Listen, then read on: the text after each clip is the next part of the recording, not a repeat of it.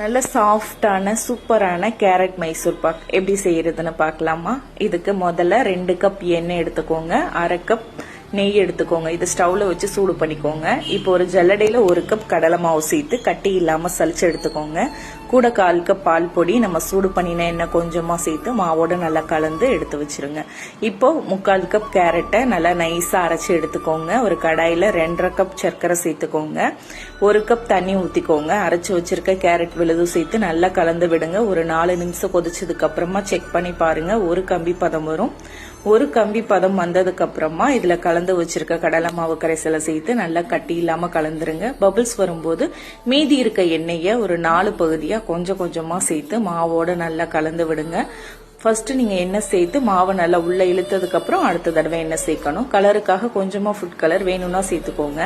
இப்போ நல்லா கலந்து விட்டுட்டு ரிப்பன் கன்சிஸ்டன்சி வந்ததும் ஒரு டின்ல எண்ணெய் தடவிட்டு அந்த டின்ல சேர்த்துருங்க.